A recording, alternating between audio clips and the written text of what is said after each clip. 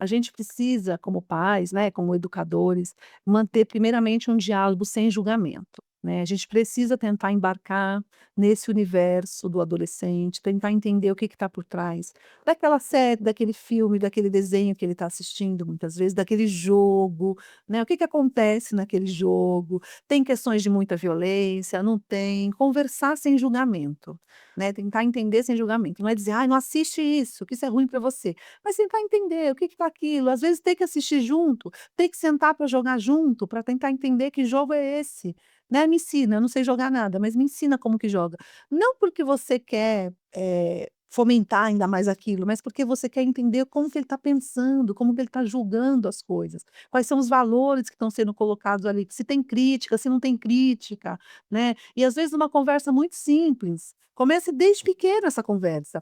Esses dias eu estava conversando, por exemplo, com meu filho, que é pequeno ainda, vai fazer 7 anos, e ele estava trazendo uma questão, a gente estava pensando no circo, e aí ele falou assim: "Ai mamãe, você sabia que no circo, não pode mais ter animais?". Aí eu falei: "É mesmo, não pode. Você sabe por quê, filho?". Ele falou assim: "Ai, porque as pessoas maltratavam muito os animais e não pode, né, agora não pode mais ter".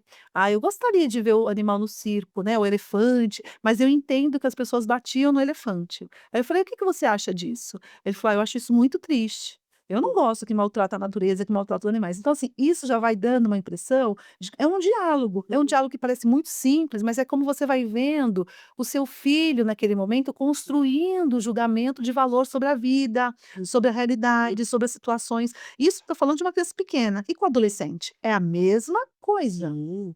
Com o Porque adolescente, um às dia vezes, foi criança também, porque um hoje é fase da adolescência. exatamente, só mudou a idade cronológica, Sim. mas a questão emocional, psíquica continua precisando ser desenvolvida ali. Isso, perfeito. Doutora, dentro dessas questões aí de adolescência, família, amizades, o quanto essas amizades pode ser viabilizadora de ações Sim, como muito, essa? muito, né, a gente pode estar falando de influências, né, e Uhum. quando a gente pensa na questão da adolescência, isso fica ainda mais gritante. Por quê? Porque a ideia de uma adolescência normal, né, uma adolescência não patológica, é qual? É que de fato esse adolescente ele se distancie dos pais, na fase da adolescência, e se identifique muito mais com os colegas, com os amigos, com outras pessoas. Por quê? Porque ele está tentando criar identidade. Isso é um processo normal e natural, né, normal e extremamente natural e esperado. Então ele precisa de fato se distanciar um pouco dos pais para poder embarcar nessa questão de construir a sua própria identidade, quem eu sou como sujeito. Eu não sou nem meu pai nem minha mãe, eu tenho que me tornar um outro ser, eu tenho ali coisas que vou herdar do meu pai, da minha mãe, características, aspectos, forma de ver o mundo, mas eu tenho que construir uma para mim, então eu vou buscar identidades em outras pessoas, né. Então é aquela coisa de quero usar a mes todo mundo vai usar preto, todo mundo vai gostar de rock, ou todo mundo vai usar o boné naquele estilo, todo mundo vai falar uma linguagem que é muito comum entre eles, é natural. Agora qual é a medida para a gente saber o que que isso é saudável, o que que isso não é saudável? Quando a gente começa a conversar e entender quem são os amigos dos nossos filhos, né, é importante saber. Pensa seu amigo, o que que é esse amigo? Quem é esse amigo? Traz muitas vezes para casa, né, tenta trazer, aproximar para você, fazer programações juntos, para você também conhecer, né, não deixa solto, porque tudo que a gente deixa muito solto é como se a gente achasse que o adolescente ele pode, ele já é grande, né, que a criança quando ela começa a entrar na fase já da pré-adolescência, ela começa a sentir muito esse impacto, né. Ao mesmo tempo que tem uma coisa prazerosa, eu tenho autonomia para fazer algumas coisas, tem uma questão ali que passa por: "Eu não vou ser mais cuidado, eu não vou ser mais visto", né. E aí tem uma dor também que muitas vezes não é acolhida, que não é vista, né, e que é confundida com rebeldia, né. "Ah, eu fico mais rebelde, mas porque eu quero chamar atenção". Mas por que que eu estou querendo chamar atenção? Porque eu não estou sendo visto como eu gostaria de ver nas minhas questões afetivas, emocionais, psíquicas. E aí eu começo todo um movimento para chamar e atrair Então a essa atenção. validação existencial é fundamental nesse É processo. Não fundamental. precisa ser adulto para validar, tem que ser a criança, adolescente, em todas as fases da Todas vida, né, as fases da vida. ser humano. Isso, em todas as fases da vida, ser humano. Eu preciso desse olhar de afeto, né, para me constituir como sujeita. Quando eu não tenho isso, eu vou perdendo. né.